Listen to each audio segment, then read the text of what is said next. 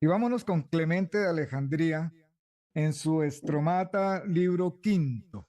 Si por tanto se está de acuerdo con nosotros en la gnosis, en que la Sí. gnosis es un alimento espiritual, pero explica qué es eso de la gnosis para que la gente... Mira, gnosis es la palabra griega para decir conocimiento, ¿tá? Obviamente que la gnosis que habla Clemente de Alejandría no es la gnosis de los grupos conocidos como gnósticos, que fueron Ajá, excomulgados de la iglesia desde la época de San Juan, y quizás un poquito antes también, ¿tá? era, Hay una era locución de importante. Benedicto XVI, por ejemplo, la recomiendo, busque la alocución o catequesis de Benedicto XVI sobre Clemente de Alejandría, que habla de lo que es el verdadero gnóstico cristiano. Así como San Pablo en una de las epístolas a Timoteo dice, ten cuidado de aquellos que falsamente llaman ciencia, y la palabra griega que aparece en el texto es gnoseos, al final, gnoseos, omega y sigma, lo cual es algunos profesándola se desviaron de la fe. Entonces él está hablando de un conocimiento puro y verdadero de Dios. No es el mismo conocimiento que tenían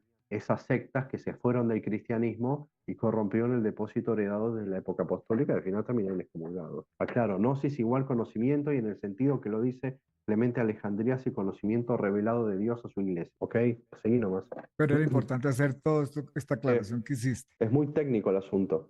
Sí, pero toca hacerlo, porque la gente cree que el agnosticismo es lo que conoce hoy en día, por eso y resulta que no Es más, no es tan te así. recomiendo leer Placuit Deo, se llama así, del Papa Francisco, que habla sobre el neognosticismo, y habla del gnosticismo en sentido negativo, obviamente, y el neopelagianismo, porque esas formas de pensamiento que la Iglesia excomulgó siglos atrás, sigue hoy día, pero con diferentes formas. Ujú. Los gnósticos, por ejemplo, después surgieron maniqueos, bogomiles, paulicianos, albigenses, son todos Ajá. grupos heréticos que más o menos creen lo mismo. Es más, si vas al canon 8 del Concilio de Nicea 325, se habla de cátaros. Sabe que los cátaros son una secta, generalmente se los asocia a una secta que vivía por Francia más o menos por el siglo X, XI. Creo que era en los pontificados de unos papas urbanos, pero vos fíjate que en aquel tiempo hay grupos que se creían más puros que los demás y que eran exclusivistas, remanentistas, que siempre empezaban adentro de la iglesia, que recibían un conocimiento especial y eran una élite, y bueno, la iglesia los terminaba echando, Ah, porque vos no podés hacer élites dentro de la iglesia. ¿Tá? Y exacto. siempre o son gnósticos o son cátaros, muchas veces son sinónimos, pero en este caso Clemente habla de otro tipo de gnosis, como así hablaba San Pablo. Pues gnosis en griego que es el conocimiento, entonces depende la carga ideológica que vos le des a la palabra. Entonces retomemos. Si por tanto se está de acuerdo con nosotros en que la gnosis es un alimento espiritual, alimento lógico, otra traducción dice alimento que viene del verbo, bienaventurados realmente según la escritura, los que tienen hambre y sed. Mateo 5:6, de la verdad, porque serán saciados de un alimento eterno. Sin duda concuerda admirablemente con lo que hemos dicho el filósofo de la escena Eurípides, que no sé cómo insinúa al Padre y al Hijo al mismo tiempo. A ti que riges todas las cosas ofrezco una libación sacrificial, Zeus o Hades, como periferias ser llamados, recibe tú mi sacrificio excepcional, pleno y que contiene todos los frutos. Eurípides, fragmentos inciertos. Obviamente esto que estamos leyendo es algo pesado, ¿no? Pero para eso José nos va a dar unas explicaciones. Te Porque pediría Cristo, que por lo menos lo pongan después ese texto si se puede en pantalla para que la gente lo lea o tome captura. Estaría bueno ponerlo. No sé si lo tienen para poner en pantalla. sí, sí lo hay. Nacho, vamos a tomar algunas partes que son importantes. Por ejemplo, dice, porque Cristo fue una ofrenda total por nosotros, sacrificio insuperable, y que habla del Salvador mismo sin saberlo, lo que hace con claridad añadiendo a continuación. Porque tú, de entre los dioses de los cielos, tienes en tus manos el cetro de Zeus, participando entre los seres que están bajo la tierra del poder del Hades, Eurípides, fragmentos inciertos también, 912. Después dice abiertamente, envía hacia la luz las almas de los muertos a los que desean conocer de antemano los combates, de donde surgen, cuál es la raíz de los males, a quién de los bienaventurados hay que ofrecer sacrificios para encontrar descanso de los sufrimientos. Esto igualmente en los fragmentos de Eurípides. Por tanto, no razón, también entre los griegos, los misterios comienzan con las purificaciones como entre los bárbaros con el bautismo. Esto en cuanto a la. En cuanto a la, vamos a formular algunas preguntas aquí a José. Clemente de Alejandría en la Estromata habla del alimento del verbo. ¿Cómo define Clemente la gnosis como un alimento espiritual y cómo se relaciona esto con la bienaventuranza de tener hambre y sed de verdad, según Mateo 5:6? Y sí, acá lo que está hablando son las palabras de Cristo, generalmente, ¿no? Pues digo, el mismo Jesucristo dijo que es la verdad. Obviamente que él ahí lo que está haciendo es una intertextualidad con Eurípides.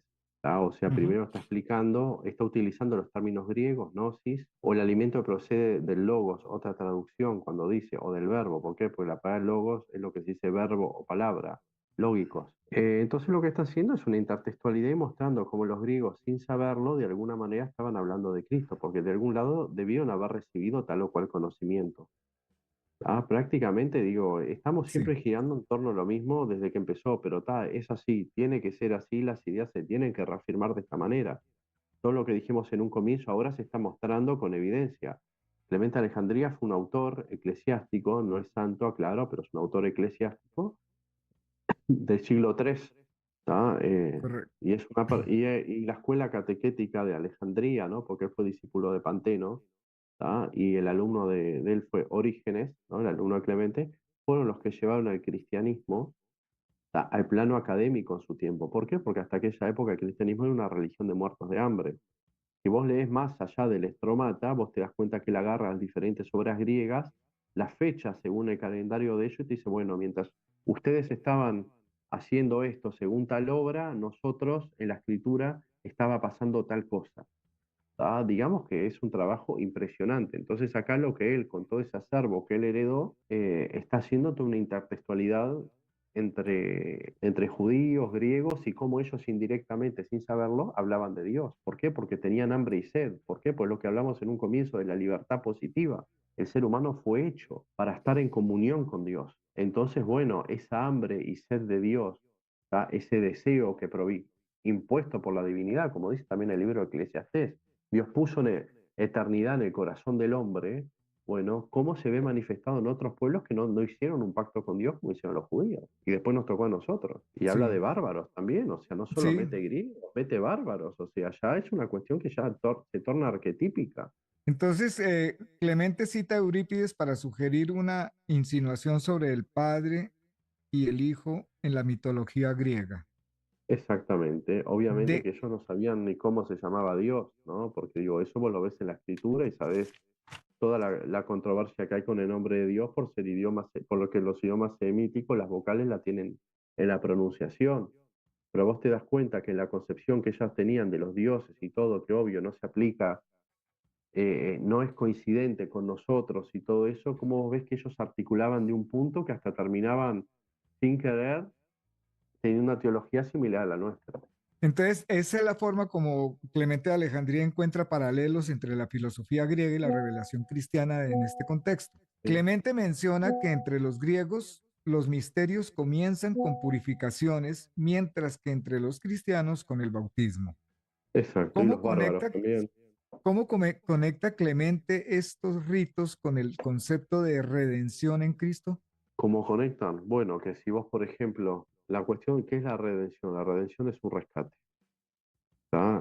Es para la teología cristiana, en especial la amarteología, como se dice, ¿no? Por la palabra amartían en griego quiere decir pecado. La teología del pecado dice que estamos manchados, que no estamos en condiciones para disfrutar, o sea, o estar dentro de lo que sería la esfera de la santidad de Dios. Entonces el ser humano se tiene que purificar. Obviamente a nosotros, como iglesia, Dios nos dio el bautismo. Y por el sacramento del bautismo, nosotros somos purificados de lo que sería el pecado original. Obviamente, es una cuestión de teología sacramental, materia, forma, intención. Esos grupos no los tienen, hay que decirlo. Esos baños a ellos no los van a purificar el alma, pero eso también es una manifestación externa de que hay una conciencia, por así decirlo, de pecado y que hay que tener cierta muerte y resurrección para poder conocer determinados misterios. No hay que olvidarse que los cultos cristianos de aquellos tiempos se hacían con un velo y los catecúmenos no podían, hasta que vos no te bautices, vos no podías estar en toda la reunión y presenciar la Eucaristía. ujú, precisamente cuando se venía el momento más sagrado de la misa,